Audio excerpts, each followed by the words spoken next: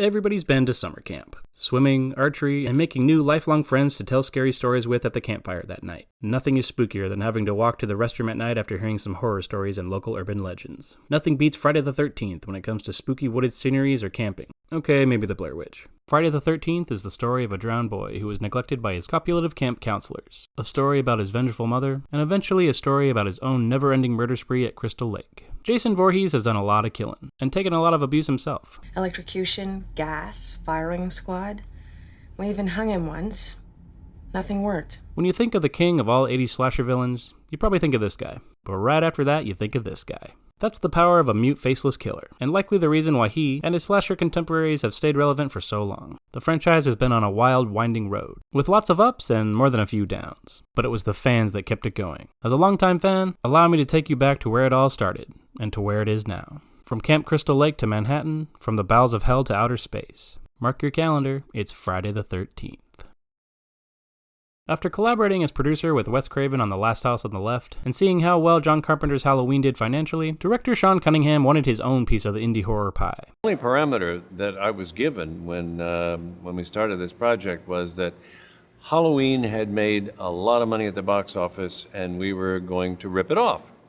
And that's Sean's exact quote. He said, Halloween's making a lot of money, let's rip it off. Cunningham did want to make something a bit more exciting than Last House on the Left and Halloween, though. Aiming to make something that was more of a roller coaster ride. He wanted something shocking, visually stunning, and have it make you jump out of your seat. Victor Miller wrote the screenplay, originally titled A Long Night at Camp Blood. During a redraft of the script, Cunningham proposed the title Friday the 13th. Worrying that someone else owned the right to the title, and thinking it might be best to find out sooner rather than later, Cunningham placed an ad in Variety, commissioning an advertising agency in New York to develop his concept of the movie's logo, which consisted of big block letters bursting through a pane of glass. Victor Miller completed the screenplay in mid-1979. Friday the 13th tells the story of a group of teenage camp counselors getting ready to reopen a summer camp named Camp Crystal Lake. As the kids learn the camp has a grim past, they slowly realize that they are being stalked by a mysterious killer and disappearing one by one. Like and subscribe. Cunningham hired a New York-based firm to find young actors to play Camp Crystal Lake's counselors.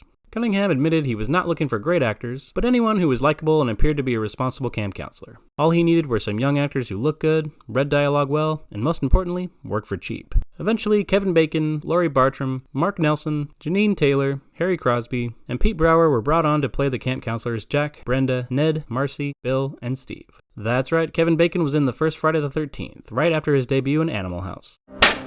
Thank you, sir. May I have another? For the film's lead role of Alice Hardy, producers set up an open casting call to attract more attention to the film. Originally, the producers were looking for a known actress to play the role, but they soon realized that even if they could find someone who was willing to take the role, they wouldn't be able to afford it, so they went with an unknown instead. Adrienne King auditioned for the role, and after her audition, Cunningham felt she embodied the natural qualities of Alice they were looking for, and gave her the role, stating that they saved the best actress for last. Fun fact, the character of Ned is widely believed to have been the start of the practical Joker victim in slasher movies. Aside from the main cast, we've also got Crazy Ralph, who serves as the movie's harbinger of doom, warning the camp counselors what's waiting for them at Camp Crystal Lake. It's got a death curse! Ralph also serves a second function in insinuating that he might be one of the murder suspects later in the movie. Ralph in this movie really set the scene for harbingers in future slasher movies. This creepy old fuck practically wears a sign, "You will die." Why do we put him there? The system. The film was shot in and around the townships of Hardwick, Blairstown, and Hope, New Jersey, and Warren County in September 1979. With the camp scenes shot on a working Boy Scout camp called Camp Nobi Bosco in Hardwick. The camp is actually still there, and offers tours for fans of Friday the 13th. Tom Savini, who I'm sure you all know by now, was hired to do the special effects based on his work in George Romero's Dawn of the Dead. For those of you who don't know, Tom Savini is a prosthetic makeup artist who is one of the best in the business. You've probably seen his work in movies like the original Dawn of the Dead, Day of the Dead, Creepshow, and the Texas Chainsaw Massacre 2. He also directed the 1990 remake of Night of the Living Dead, and has even acted in a lot of movies like From Dusk Till Dawn, Planet Terror, Django Unchained, and the Machete series. Savini's work in this movie can't be understated. Just check this stuff out.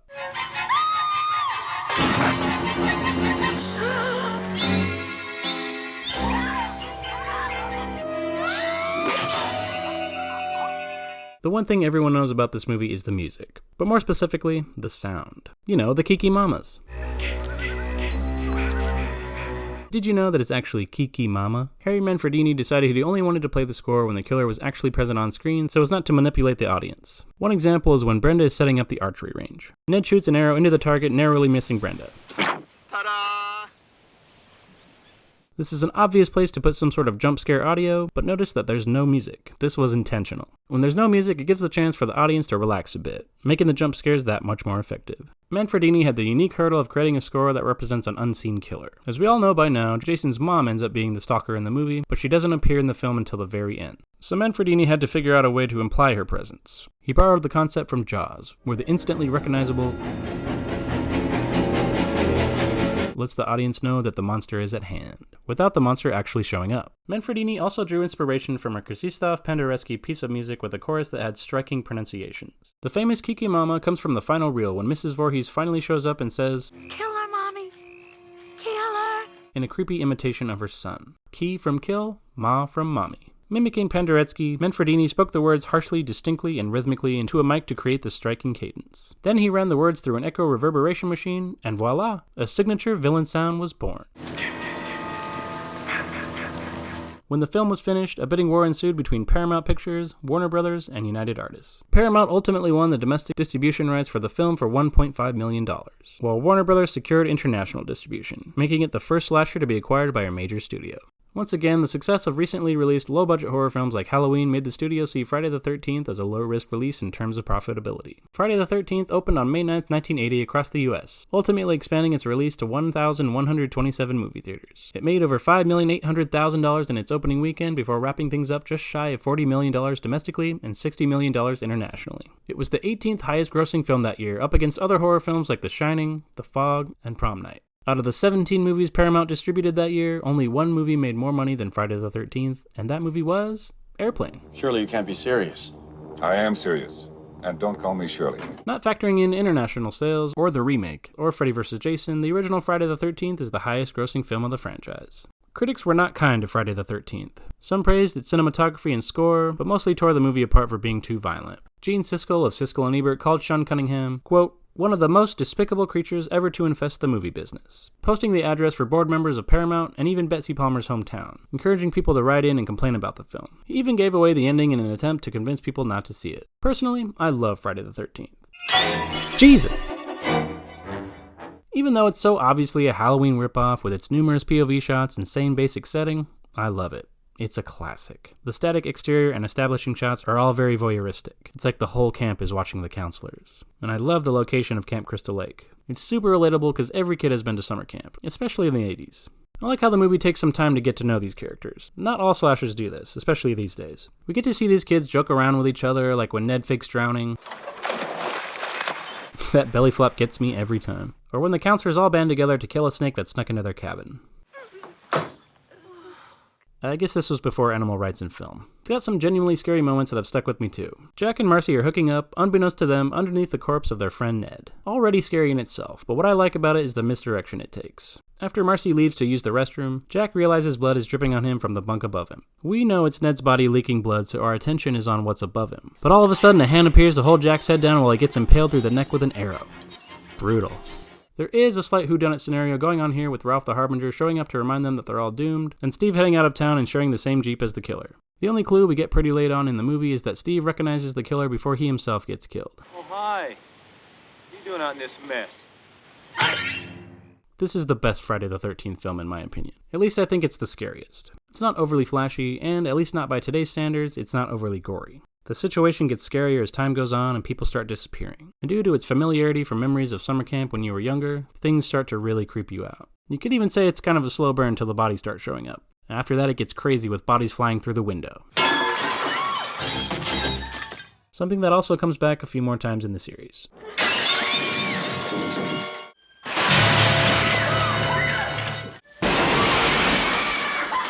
The reveal of all the bodies showing up is also really cool. Even if that's also straight out of Halloween. Out of nowhere, the sweet-looking woman shows up and you're like, wait, what's going on here? I thought she was going to be some unlucky victim of Jason Voorhees right before he appears to attack the final girl. Then we get the big reveal. This lady is actually Jason's mother and she's the one who's been acting revenge on everyone at camp. His name was Jason. And she's totally lost her mind. Don't let her live. I won't, Jason. I won't. Wes Craven's scream let a whole generation know that Jason was indeed not the killer. It was Jason. I saw that movie 20 goddamn times. Then you should know Jason's mother, Mrs. Voorhees, was the original killer. Jason didn't show up until the sequel.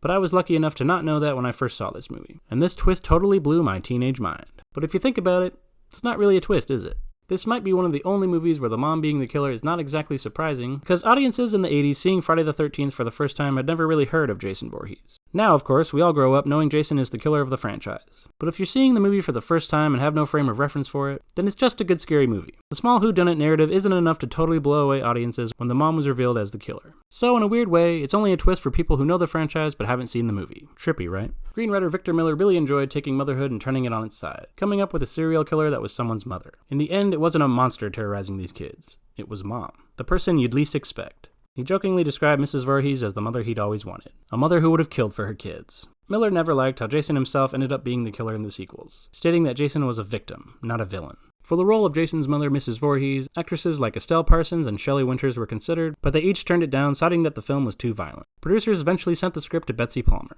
Palmer, who was usually in comedies like Mr. Roberts and westerns like The Tin Star, didn't really understand why anyone would want her for a horror movie, but she still took the part, even though she thought the film was a, quote, piece of shit. Palmer agreed to take the role because she reportedly needed to buy a new car. She was paid $1,000 a day for her 10 days on set. Man, what a great ending. But as we know, it doesn't end here. The killer always comes back for one more scare. After surviving Mrs. Voorhees, Alice, our final girl, has made it out safe and is finally given a serene moment to relax after the harrowing adventure she just went through. She's in a boat floating in the middle of the lake thinking everything is finally over. And then, boom! It might seem kinda silly to imagine now, but the first time I saw this, I didn't see it coming or anything, and it scared the shit out of me. I've never been so happy to not have a movie so old spoiled for me. This whole ending was actually not in the original script. The original ending just had Alice floating in the lake at the end. The whole Jason jumping out of the lake was Tom Savini's idea, the makeup designer for the movie. He was inspired by Carrie and that movie's jump scare ending, and decided to bring in Jason.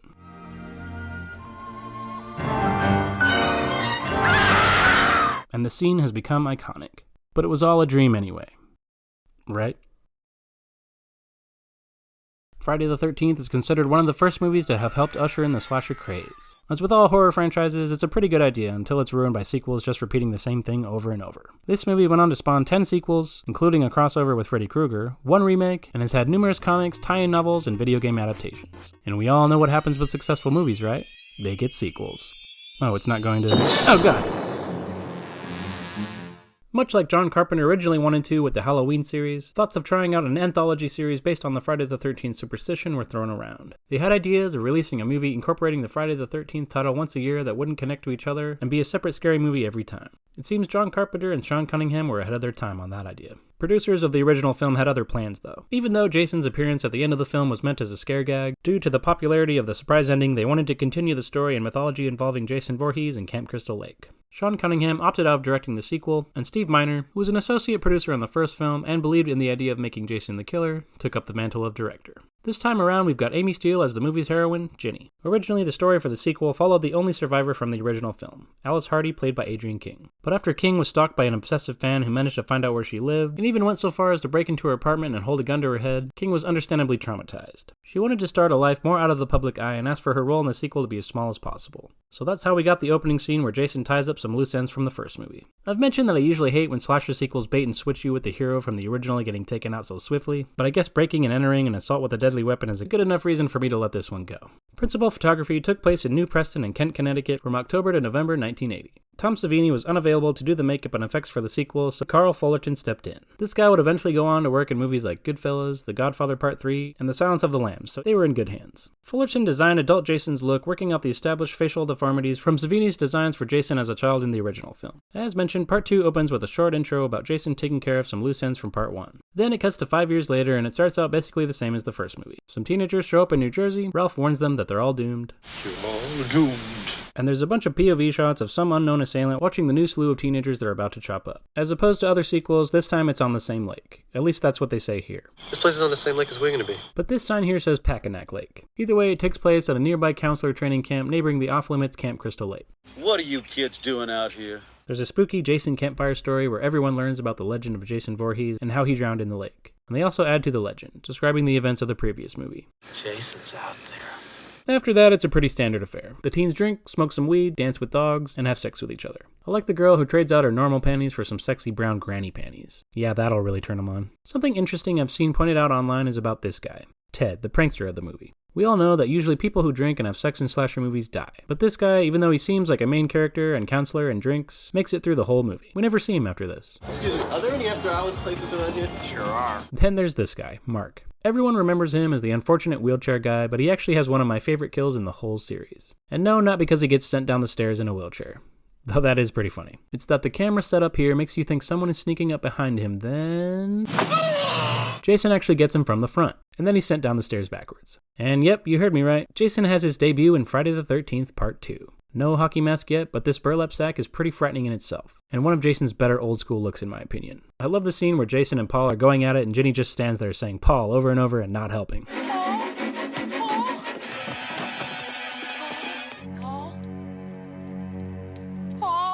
Little help? I mean, jump in there and give the guy a hand. This one still has a decent pace, and it feels like even though they were capitalizing on making a sequel right away, they still took some care and attention. It's pretty much as good as the first one and has a hell of a finale with the severed head of Jason's mom and Jenny fooling him into thinking that she is his mom. Jason, Mother is talking to you! Jason, Mother is talking to you. And of course, Jason bursting through the window for his one last scare of the movie. I know this is a lot to ask for in a slasher, but we don't know any of these people. Who is Jenny? Where's she from? What does she do? We knew the last heroine was at least an artist. The most we know about anyone is that Paul reopened the camp and he's already worked with some of them. Just a minor complaint. And I gotta ask, the movie points out that it takes 5 years after the first one. 5 long years he's been dormant. How did Jason grow from a small boy at the end of the previous one to a grown man in this one in only 5 years? Not only that, but the opening takes place shortly after part 1 and he's already grown by then. It ends basically just like the first one with the heroine and the audience not really sure if what happened was a dream or what. Where's Paul? Once again, critics didn't care for Friday the 13th, hating its violence and lack of plot, though some did praise its effects. In the Friday the 13th fandom though, it's a hit, and some fans like this one even more than the original. The film was released on May 1st, 1981, bringing in about $6.5 million in its opening weekend and ultimately grossing $21.7 million on a budget of $1.25 million. It went up against other high-profile movies like The Omen 3, The Evil Dead, The Howling, My Bloody Valentine, and Halloween 2. Since it was such a hit at the box office, another sequel was naturally ordered right away. And this time, Jason was coming at you in 3 dimensions. Jason, you can't fight him.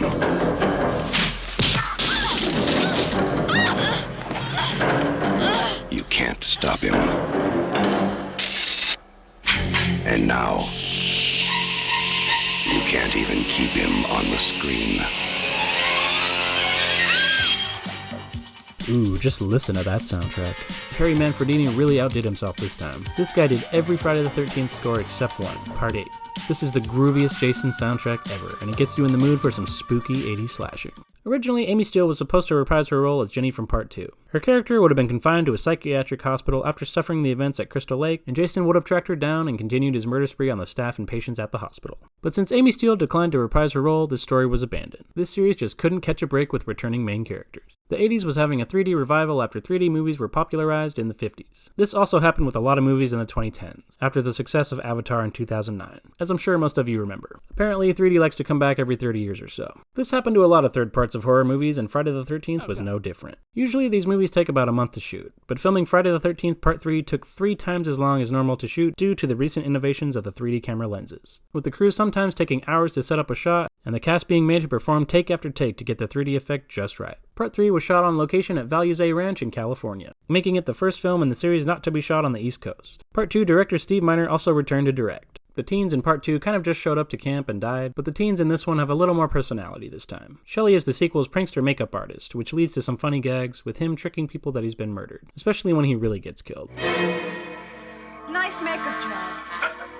And there's a halfway decent story about the main girl, Chris, having some background with Jason. 2 years earlier, she had a run-in with Jason. I'm assuming they did this to create a false sense of character returning to the series to face some demons. I'm also assuming this is because they don't have any recurring characters like Laurie Strode in Halloween or Nancy Thompson from A Nightmare on Elm Street, so they had to think of something. This flashback also makes me wonder exactly how long Jason has been a grown adult, but this series' problems with continuity are really just beginning. This movie also takes place the day after Part 2, as evidenced by this news program on the TV, so I guess this movie is really Saturday the 14th. They really wanted to show off the 3D in this movie. I wasn't there when it came out, so I can't really speak to if it was even good in the theaters back then, but take a look at all this.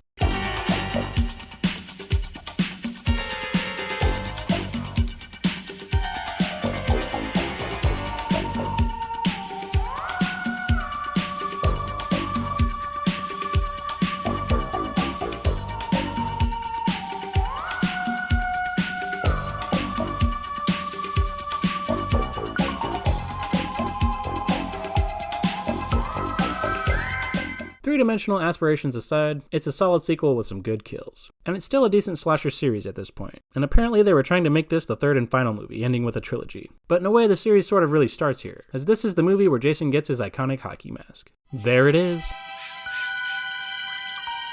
Who are you?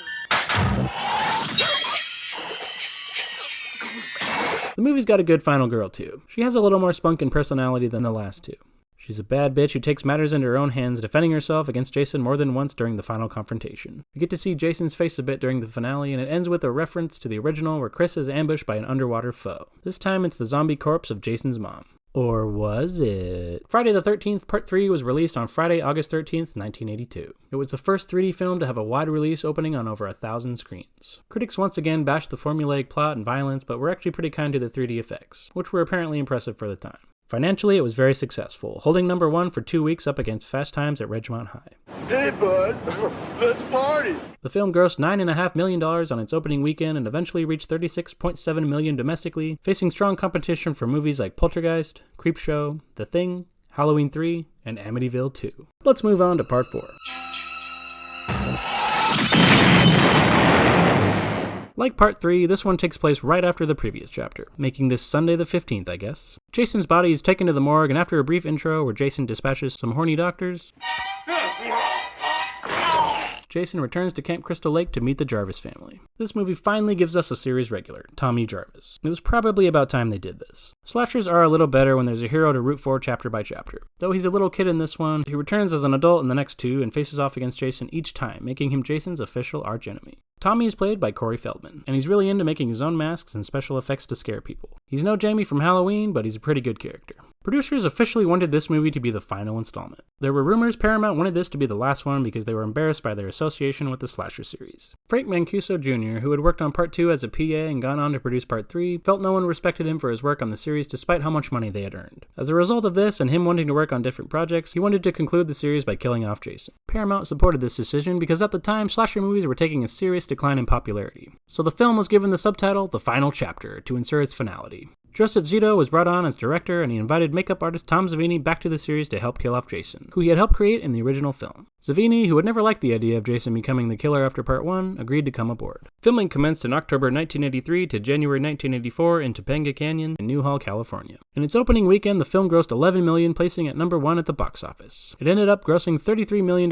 in the US on a budget of $2.2 million. Critics didn't care for this one either, complaining that it was just the same thing over again, which ain't exactly wrong. It's a pretty standard Friday the 13th movie. They had entered the if it ain't broke, don't fix it stage of the franchise. Teenagers show up to the lake, drink and get naked, run, hide, and die. It's not a bad movie by any means, but I don't know, it's kinda boring. The most character development we get is from Crispin Glover, who just broke up with his girlfriend before the camping trip, but even that's kind of a drag. Yep, a pre-Back to the Future Crispin Glover is in this movie. He's probably best remembered for his dancing skills in this scene. Apparently he just went ahead and did this on his own with no direction.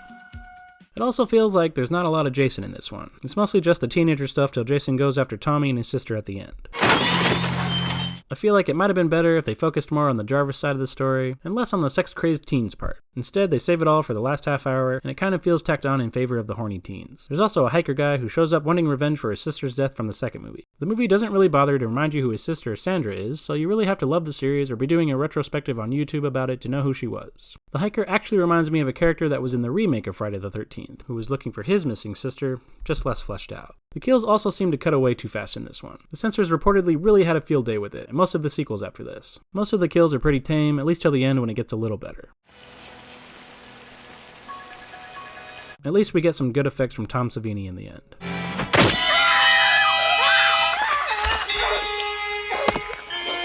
Tommy is a good addition to the series, but he defeats Jason pretty easily. He learns all about Jason in the span of 5 minutes and instantly knows how to defeat him by pretending he's the kid version of Jason. Jason, don't you remember? I'm not sure how he came up with this, but I guess it works. Then Tommy loses it, going a little overboard when he's chopping up Jason with his own machete. And this last shot makes it seem like they were going to pass the series over to Tommy or something. The movie was a hit, and despite being billed as the final film, the movie's success promoted another sequel, Friday the 13th, A New Beginning, about a year later. Not to mention followed by another 6 sequels and a reboot. Well, let's jump into the next one. Friday the 13th, A New Beginning follows an adult Tommy who has gone a little crazy from the events of the previous movie and has been placed in a sort of halfway house mental health rehab center. A place that doesn't have any guards or anything and works on an honor system. A place where Tommy can get ready to be integrated back into society. And the place is run by the guy who gave Indiana Jones his iconic fedora, so that's kinda cool. You lost today, kid. But it doesn't mean you have to like it. When Friday the 13th, A New Beginning started production, it was cast under the fake title Repetition, and many of the actors didn't know they were actually going to be in a Friday the 13th movie until they were already cast. Lead actor John Shepard, who played the grown-up Tommy and had spent several months volunteering at a state mental hospital to prepare for the role, said he felt really disappointed when he found out. Corey Feldman did come back as younger Tommy, but only in a nightmare sequence about Tommy watching some guys dig up Jason's grave to get a look at the main man, as they say. Jason comes to life and kills the guys and starts coming for Tommy. But it's all a dream. Corey Feldman only had a brief cameo in this movie because he was busy making The Goonies, which came out the same year as this movie. At least we got something. This one is pretty good in my opinion. It's certainly very violent, with pretty decent kills.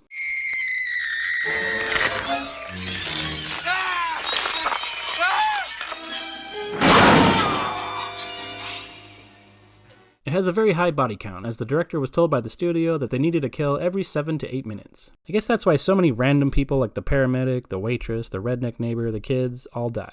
The first kill isn't even by Jason. One of the patients loses his patience with another and takes him out with an axe. I feel a little bad for the actor that plays adult Tommy. This guy got his big break in a slasher franchise and he doesn't get any lines. I think I counted 8 in the entire movie. Sure. Don't. I did. Is that what they call us? Yeah, all right. No, I'll wait here. Come on. I'm okay. Jason, don't.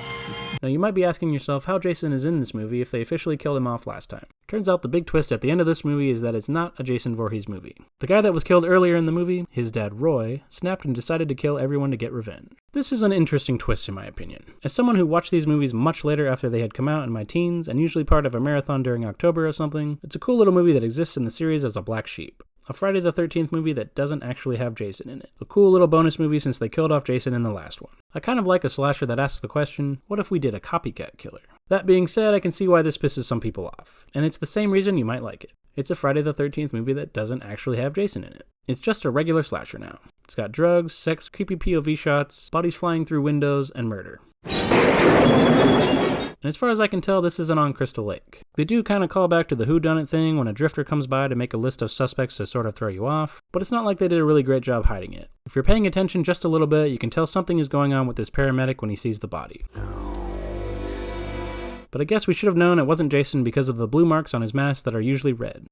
Right? Right? Okay, never mind. The movie ends with a sort of too long didn't read that feels oddly like it's ripping off Alfred Hitchcock's Psycho to wrap everything up. Luckily, Roy the paramedic had all the proof we needed in his wallet. And also, just like the last time, we get this scene with Tommy and it definitely seems like he's gonna be Jason now. Friday the 13th, A New Beginning came out on March 22nd, 1985, debuting at number 1 in its opening weekend with over $8 million. By the end of its theatrical run, it earned $22 million on a $2 million budget. Not bad, but Jason wasn't raking in the cash like he used to. And once again, critics hated it. Like I said, it's kind of a cool twist, but I could see why you'd be mad if you saw this in 1985 and were expecting the triumphant return of your favorite slasher. Luckily, those people didn't have to wait long for... After dwindling box office returns and fan interest waning after parts 3 and 4 each killing off Jason and then not even actually featuring him, it was decided that Mr. Voorhees would return for part 6, aptly titled Jason Lives, and he's stuck around ever since. To prevent further alienation from fans of the series, producers decided they wanted to get things back on a more direct track. Frank Mancuso Jr. wanted to bring Jason back to his intimidating slasher roots while simultaneously heading in a new direction for the series as a whole. The person they thought could lead them in the right direction was Tom McLoughlin, who had recently directed a small but financially successful horror movie called One Dark Night. McLoughlin was also known for writing comedies, and that dichotomy appealed to Mancuso. McLoughlin was given free rein for the story of Friday the 13th Part 6 under one condition, that he bring back Jason for real and make him the villain again. McLoughlin decided the new direction for Jason was that of an old Universal monster movie, and it shows. The opening is very reminiscent of old black and white monster movies like Frankenstein, with its spooky graveyard and a thunderstorm. Hell, Jason is even brought back this time by lightning, much like Frankenstein's monster. The ending from Part 5, with Tommy possibly taking up the knife for Jason, is retconned in this one, but we still have Tommy as the lead. John Shepard, who played Tommy in Part 5, was asked to reprise his role for Part 6, but had reservations about starring in a slasher. He ultimately decided to retire from acting and go to seminary. So Tom Matthews took over the role after producers liked his role in Return of the Living Dead. I guess they liked that movie because Demon from Part 5 was in that movie too. Mancuso, who had control over casting, demanded a, quote, very attractive blonde for the final girl, so Jennifer Cook, who was starring in V at the time, was cast. As is tradition with Friday the 13th, the role of Jason was given to a stuntman, Dan Bradley. After the first day of filming, though, Mancuso didn't like Bradley's on-screen appearance of Jason, so he was replaced by C.J. Graham. Jason Lives was shot in Covington, Georgia, near Atlanta in 1986. When McLaughlin turned in his rough cut of the movie, he was met with skepticism from the producers. In contrast to the series' other entries, which had to be edited for violence in order to avoid an X rating, the film's producers requested that McLaughlin add more gore, violence, and murders to the film. So McLaughlin added 3 more kills to the movie and extended others. McLaughlin also had to deal with producers not liking his original ending. He had an ending in mind that would introduce Jason's father, Elias Voorhees, but the studio didn't want to deal with having to introduce Elias's backstory in the next installment and vetoed the idea. You can find this original ending storyboarded and narrated by the original actors on the Blu-rays, and it's a pretty cool addition. The opening to this movie is so rad. The Universal monster motif they were going for really pays off, and it does feel like a cool reset to the series. Tommy digs up Jason's body with a buddy to make sure he's actually dead and to destroy the body. They did also reset Tommy's character, but apparently he's still suffering from hallucinations and he thinks this will put a stop to them. Too bad for Tommy though. If he would have left well enough alone, this wouldn't have happened. Tommy loses it and starts impaling Jason's rotting, bug-infested corpse with a fence post, and just when Tommy is about to cremate the body, lightning strikes and Jason's corpse is reanimated. Ladies and gentlemen, welcome to what fans lovingly call Zombie Jason. Jason is now a supernatural force to be reckoned with, and he's really back this time. Oh, and after this, they do a James Bond parody for some reason. I feel like this moment doesn't fit anywhere in the series, including this more humor-based chapter, but I love it. Crystal Lake has changed its name to Forest Green, and the residents are trying to forget about Jason. Even though they're trying to put the past behind them, they're also reopening a campground for kids again, and these are the teens for the job. It's pretty funny for a slasher, but not too funny to be distracting or anything, and that makes it one of the best in the series in my opinion. The comedy ranges from self-referential jokes. We better turn around. Why? Because I've seen enough horror movies to know any weirdo wearing a mask is never friendly. Practically breaking the fourth wall. Some folks have a strange idea of entertainment. To outright silly. This movie knows why you're here. It's almost a parody of itself, not that that's a bad thing. Jason is kept serious and still does his thing and looks cool doing it. Feels like an actual Friday the 13th movie, and the series really is back on track, breathing some new life into the series. What's also cool is that Forest Green, has an actual open camp this time around with kids and everything. Usually the camp is still being prepped to open, but this time it's fully up and running. Adding kids to the situation raises the stakes a bit. I think we're dead meat. It's a little lighthearted at times, but it's well made and the acting is pretty decent for a slasher flick. The series finally had a mainstay character in Tommy Jarvis. He's a lot more likable this time around and actually speaks full sentences. In keeping with the supernatural monster thing, Tommy thinks the only way to stop Jason is to return him to his original resting place, like a vampire's weakness in having to return to his home soil. This set up some lore that would stick around with the series forever. Every time I was near a lake as a kid, some asshole would inevitably bring up how Jason was probably down there. I also have to mention that Alice Cooper did a song for this movie, The Man Behind the Mask. Now he's in both Nightmare on Elm Street and Friday the 13th. Jason Lives opened on August 1st, 1986 and grossed $6.7 million in its opening weekend, hitting number 2 at the box office. It would ultimately gross $19.4 million on a budget of $3 million. Critics praised the self-referential humor, but complained that it wasn't enough to take away from the predictability of the story. If rote predictability is something critics wanted to complain about, then they were in for a ride for the next installment of the series.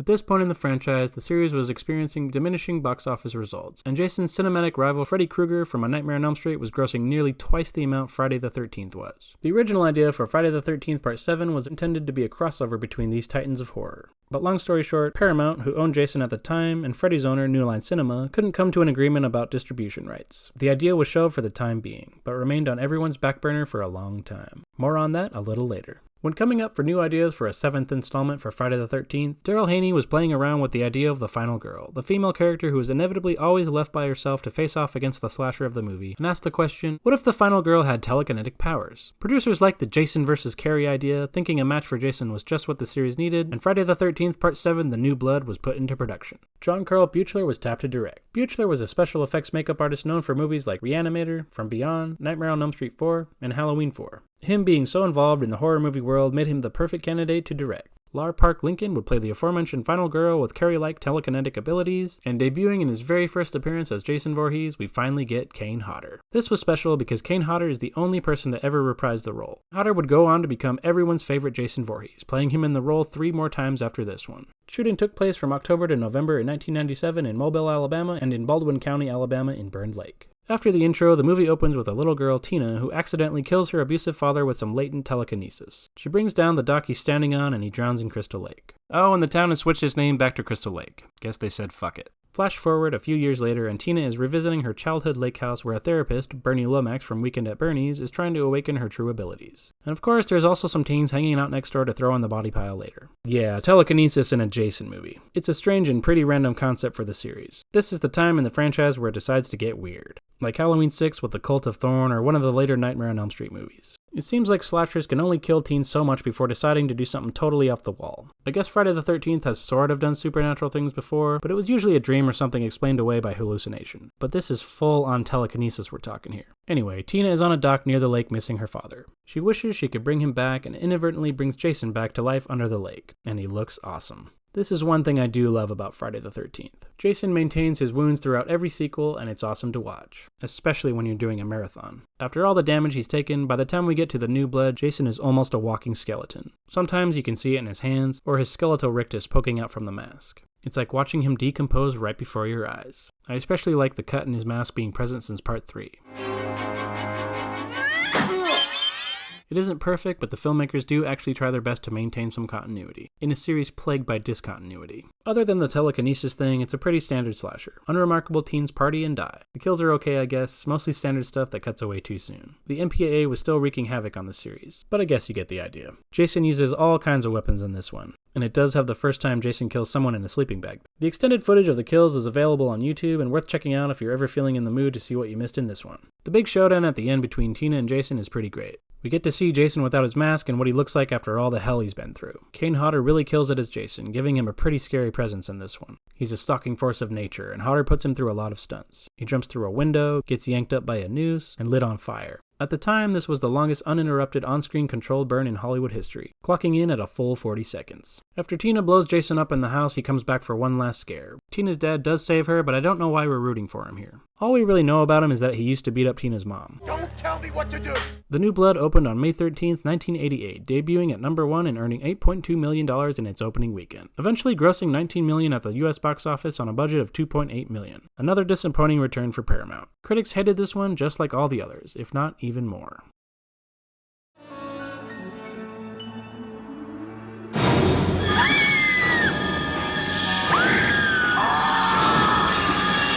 Friday the 13th, Part 8. Jason takes Manhattan. Now, New York has a new problem. Part 7 director John Carl Buechler actually wanted to do a follow-up on the character of Tina, wanting her to be a Laurie Strode type character that would come back and face off against Jason again. Laura Park Lincoln also wanted to come back, even writing her own script about the character. However, after the New Blood's less than stellar box office performance, Paramount wanted to do something new again. They assigned the duty to first-time writer-director Rob Hedden. Hedden really wanted to see Jason outside the Camp Crystal Lake setting. He had two ideas. One about setting Jason on a cruise ship, having Jason lurking around the lower levels, describing it as a sort of Alien meets Das Boot. The other idea was to place Jason in a large city like New York. He wanted to use everything about New York, including scenes on the Brooklyn Bridge and a boxing match at Madison Square Garden. He wanted Jason in department stores, Times Square, interrupting a Broadway play, and even jumping off the Statue of Liberty. These ambitious ideas proved too expensive for Paramount though, and Hedden actually had to combine these ideas into a film with its first act occurring aboard a ship, and the second on the streets of Manhattan. Hedden also wanted to examine the character of Jason as a child, so that idea was thrown in too. The film was shot in April 1989 in Vancouver, Canada, with some shots being shot in Los Angeles. Yeah, Jason Takes Manhattan was shot in Canada and LA. There was a scene shot in Times Square, but that's about it for actual New York City. You can see some people watching them filming in some scenes. The movie opens with some shots of New York City, and then we get a retelling of the legend of Jason and how he's still under the lake. Then some guy drops anchor on Crystal Lake and accidentally electrocutes Jason's corpse, resurrecting him. When Jason sneaks aboard the boat, the usual Kiki Mamas have been ditched for this weird new sound.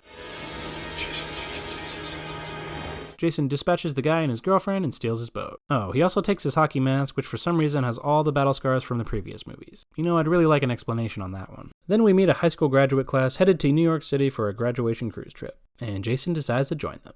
The teens this time consist of the lead girl Rennie, who keeps having mysterious visions of kid Jason, the AV nerd, a badass rocker chick, a few jocks, and the hot blonde, whose sidekick just happens to be a pre-Scorpion King Kelly Hu. And this kid whose dad is the captain of the boat who really wants him to be a captain for some reason. There's even a Harbinger-type Ralph wannabe aboard the boat. This voyage is doomed. Apparently, Crystal Lake has some sort of river or viaduct system because somehow the ship gets taken out to sea where the movie spends a long time on the boat. The majority of the movie isn't even in New York City, and it's all pretty standard slasher stuff. The deaths are kinda decent, but there's still a lot of that MPAA cutting away going on. All the while, Rennie is having weird hallucinations of Kid Jason, and it's all pretty inconsistent looking and bad looking. It looks like they just glued a googly eye on here. The movie spends over an hour of an hour and 40-minute movie not in Manhattan. It's just over an hour when they finally reach the Statue of Liberty. Our heroes make it to land, but then are immediately attacked by some muggers who give Rennie drugs and try to rape her before Jason technically saves her. Evidently, Rob Hedden really still wanted to have that boxing match in the movie, because the Madison Square Garden idea was retained and moved to some generic rooftops. One of the jocks, Julius, has a pretty hilarious fight with Jason and manages to get a few dozen hits in before he literally gets his head knocked off and tossed into a dumpster.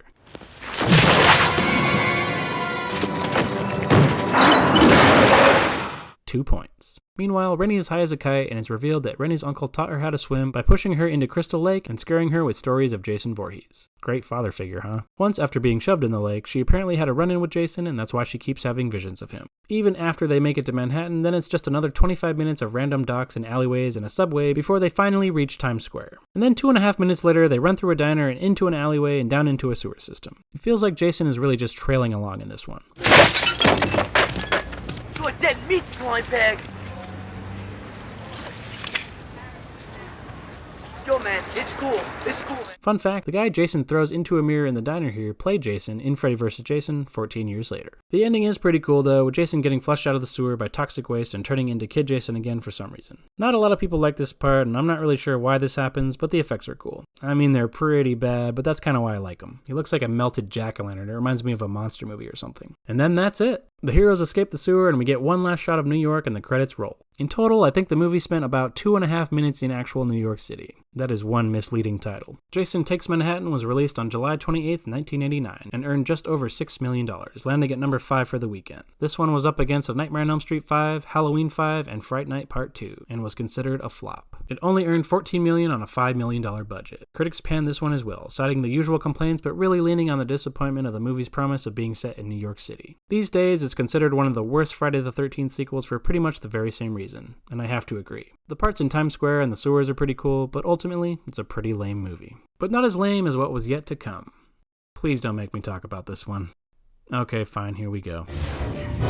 Jason Goes to Hell, The Final Friday. Something about that title seems familiar. After Jason Takes Manhattan, Sean Cunningham, who was still trying to get his Freddy vs. Jason idea off the ground, again negotiated with New Line Cinema over the rights to the series, and ultimately granted New Line rights to the Jason Voorhees character, but retained control of the Friday the 13th title. It was around this time that Wes Craven returned to New Line to make New Nightmare, his long-awaited return to the Nightmare on Elm Street franchise. Because of this, New Line wanted to wait on Freddy vs. Jason, so Cunningham decided to get a script going that would lead up to it. The studio wanted directors like John McTiernan, who directed movies like Die Hard, Predator, and Last Action Hero, and Tobe Hooper, who made the Texas Chainsaw Massacre and Poltergeist, to helm the new Friday the 13th movie, but Sean Cunningham hired Adam Marcus, who was a friend and had apprenticed for editor Susan E. Cunningham during post-production for Friday the 13th Part 2 to direct. Marcus was only 23 at the time, making him the youngest director of the franchise. Adam Marcus' first pitch again included the character of Elias Voorhees, Jason's father. It had Elias digging up Jason's body and eating his heart, gaining his supernatural powers and embarking on his own killing spree. Writer Jay Hughley was hired to flesh these ideas out into a script. Marcus has stated that the character of Stephen Freeman in Jason Goes to Hell was originally supposed to be Tommy Jarvis, but since New Line only owned the rights to the character of Jason Voorhees and nothing else, he couldn't legally use the character of Tommy. This little legal tidbit also explains why every Friday the 13th title after Jason Takes Manhattan hasn't included the name of the franchise and just incorporates the name Jason into the title. So Jason Goes to Hell began production in July 1992 in Los Angeles, California. Adam Marcus, being a novice filmmaker, clashed a lot with longtime producer Sean Cunningham, and apparently approximately half the movie was reshot as Cunningham was unhappy with Marcus's first cut of the film. Filming concluded in September 1992. I seriously hate this movie. It opens in Crystal Lake with a hot chick getting naked for a shower. Jason, who is inexplicably back after the final events of Jason Takes Manhattan, mask and everything, shows up to do what he does best and chases her outside. He chases her down and then boom! Lights come out of nowhere and Jason is caught up in a trap by an FBI SWAT team. Then they blow him the fuck up. It is pretty funny that the FBI lured Jason using stereotypical things from a slasher movie like a naked showering woman into their trap. At the morgue, Jason's heart starts beating again, enticing the coroner to eat it for some reason. I guess he skipped lunch. Then Jason's soul is inside this guy for a while and he continues his murderous rampage. Side note, Kane Hodder has a brief cameo as one of the FBI guards at the morgue. You want nothing but a big old pussy anyway. The movie continues with Jason jumping from body to body on his way back to Crystal Lake. There's a random scene where Jason shaves one of his victims before jumping into his body. Why does he do this? Good question. I guess he didn't like having a mustache in his previous body. Then we meet Creighton Duke, the bounty hunter who thinks Jason is not dead. Luckily, he's there to fill us in, because somehow he knows all about how Jason can all of a sudden jump from body to body. I guess he's the series' late attempt of a Sam Loomis or a Van Helsing type character sent in to hunt Jason down. Or apparently Quint from Jaws. And for that, you get the mask, the machete, the whole damn thing. For that, you get the head, the tail, the whole damn thing. How is Jason exactly jumping from body to body, you might ask? Well, it's revealed that Jason is this demon worm thing, and that's how he's been passing from body to body. This whole Jason soul or whatever it is jumping from person to person is pretty bad. Not having actual Jason as the one doing the killings really takes the oomph out of the whole thing. This series has been trying to do something new since like part 6, but yeesh. There are some cool moments like seeing Jason's true form in the mirror sometimes, but it's not enough to save this train wreck. There are also some cool effects, but they seem like they're from a different movie. The whole thing gets so far removed from anything resembling a Friday the 13th movie that I completely lose interest and kind of forget what's going on here. We've got this guy, Steve, who has a son with one of Jason's descendants, because he has those now. When Jason kills Steve's mother-in-law, Steve is framed for it and he meets Duke in his cell. Which is a good thing, I guess, because Duke once again shares his knowledge of Jason. Apparently, Jason can only be killed by destroying his heart. Jason had a sister back in the day, and her descendants can either kill Jason or resurrect him. In a Voorhees was he born. Through a Voorhees may he be reborn, and only by the hands of a Voorhees will he die. This whole family thing is way too late. This is part 9. I hate to keep bringing back up Halloween, but at least they did the family thing right away in part 2. And let's talk about this part. Steven is exploring the abandoned Voorhees house, because that's a thing now too, and he comes across the Necronomicon. Yeah, the Necronomicon, the Book of the Dead from the Evil Dead. Necronomicon Ex Mortis, the Book of the Dead. I've always wondered why the fuck this is in this movie, and I know a lot of longtime Friday the 13th fans have as well. The dagger that kills Jason at the end of the movie even kind of resembles the one from Evil Dead Part 2. I thought maybe it could have to do with the rumored Freddy vs. Jason vs. Ash movie, but in my research, this is what I found. Director Adam Marcus really wanted to connect his misguided Jason movie with the Evil Dead. He stated that he's always had a hard time with the continuity of Jason going from a little boy at the end of Part 1 to a full-grown man a few months later in Part 2 that can't die. He came up with an idea to cross Jason over with the Evil Dead, where Jason's mother, Pamela Voorhees, made a deal with the devil by reading from the Necronomicon to bring back her son. Marcus said that he couldn't tell New Line about his plan because they don't own the rights to the Evil Dead, and so he had to put the Book of the Dead into the movie as an Easter egg and hope people would figure out what he was up to despite not giving any hints or outside clues to his own personal headcanon. This is all documented online and on the Blu-ray special features for Jason Goes to Hell if you'd like to see it for yourself. Marcus believes Jason to be a Deadite like the demons from the Evil Dead and just wanted to make his own Evil Dead movie. What a mess. Anyway, rant over. The only thing that's even sort of interesting in this movie is the character of Creighton Duke. Stephen Williams, who plays Creighton Duke, is a good actor and seems like he really gave it his all. One thing about Duke, though. Why in this scene does he say, "You remember me?" At this point, they've never met in the movie, and we haven't heard a backstory anything, so what gives? Apparently, Adam Marcus had a backstory about Jason killing Duke's girlfriend at Crystal Lake years ago, but it was never filmed. I can't help but think they could have easily left out the "Remember Me" line, but whatever. At least Kane Hodder played Jason again, even if he was barely in it. I can't help but notice that he's best known for playing Jason Voorhees, even though he was in the worst ones. When Jason does end up going to hell, it is pretty rad. These giant hands come up and take him down. And even if this movie did suck, it does have this cool part. The camera pushes in on Jason's mask after he's sent to hell, and then...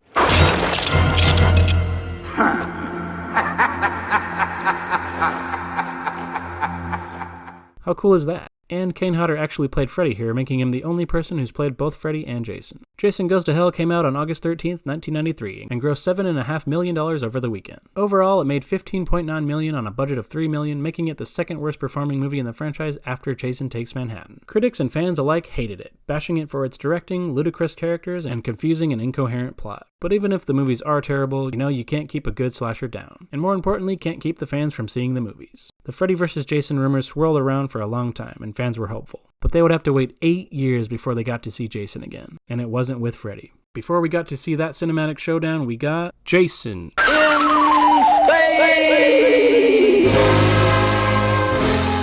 One surefire way to tell if a franchise is on its last leg is that they go to space. Hellraiser did it, The Leprechaun did it, Critters did it, Dracula did it, James Bond did it, even if his franchise didn't suffer as much, and The Brave Little Toaster did it. I think we need to reboot.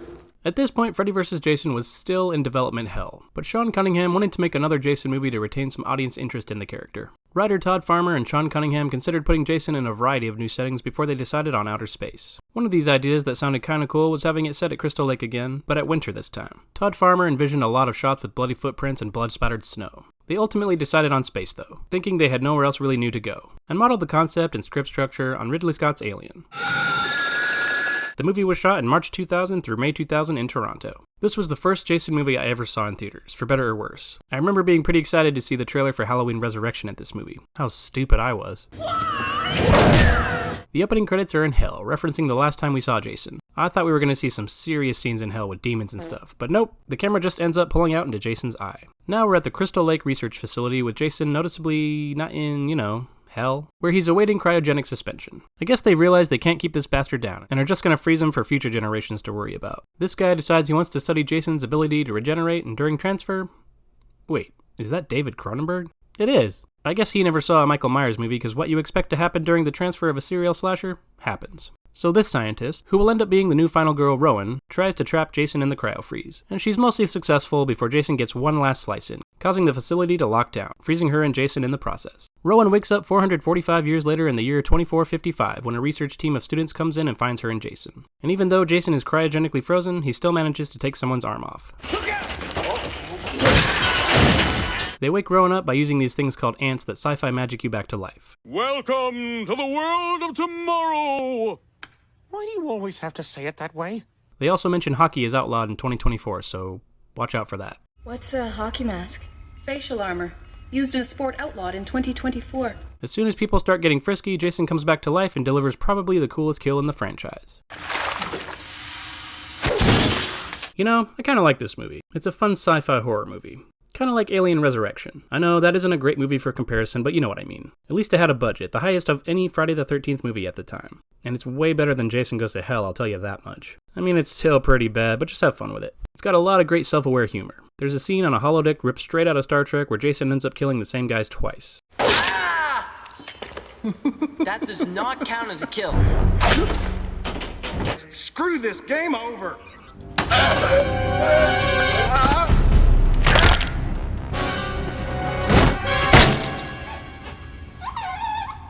And also ends up recreating the sleeping bag kills from Part 7.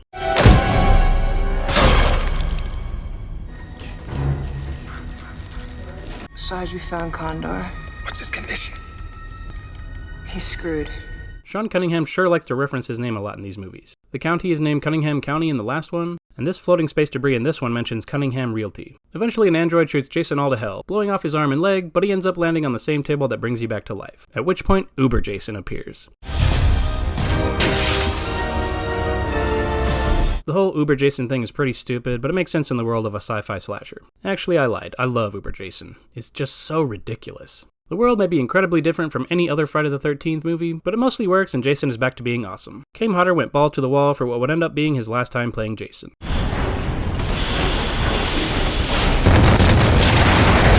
Jason X premiered in the US on April 26, 2002 and made $13 million in the US, with another $3.8 million internationally on a budget of $11 to $14 million, to become one of the worst performing movies in the franchise after Jason Takes Manhattan and Jason Goes to Hell. Critics hated it for all the usual reasons, of course, stating the series heads to the future, but the story is still stuck in the past. Oh, this sucks on so many levels! Despite it being a box office bomb and a critical failure when it came out, time has been a little nicer on this sequel. People like the self-referential humor more these days, and the liquid nitrogen kill is usually in the top best kills or moments list all over the internet, even being tested out on an episode of Mythbusters in 2009. Jason takes a girl's head, dunks it in liquid nitrogen for 5 seconds, and then smashes it against a counter so it shatters into a million pieces just like ice. After Jason X, it was time for the long-awaited Freddy vs. Jason to finally hit theaters. But depending on how long you've been subscribed to this channel, you might know I've already talked about Freddy vs. Jason in my Nightmare on Elm Street video. If you'd like to hear my thoughts on that series and crossover, just click the link above to check it out. And there you have it. That's the entire story of Friday the 13th and Jason Voorhees. Since the 2009 remake of the original film, which I'll talk about soon, don't worry, Jason has laid pretty stagnant in the movie world. But he's not dead. He's just stuck in legal purgatory with Sean Cunningham battling over the rights of the series. But with all that finally settled, the television series Crystal Lake on the horizon, and reboots being talked about all the time, it's only a matter of time before Jason Voorhees slashes up the silver screen with his machete and hockey mask again. Even if Halloween did it first, Friday the 13th codified the formula to become one of the most influential slasher franchises of the 1980s and beyond. Its commercial success with 11 films so far, tie-in novels, comic books, video games, and the fact you can't watch a hockey game or look out on a picturesque lake without thinking of Jason Voorhees makes it an undeniably iconic character in series and pop culture. Some characters are just too good to die.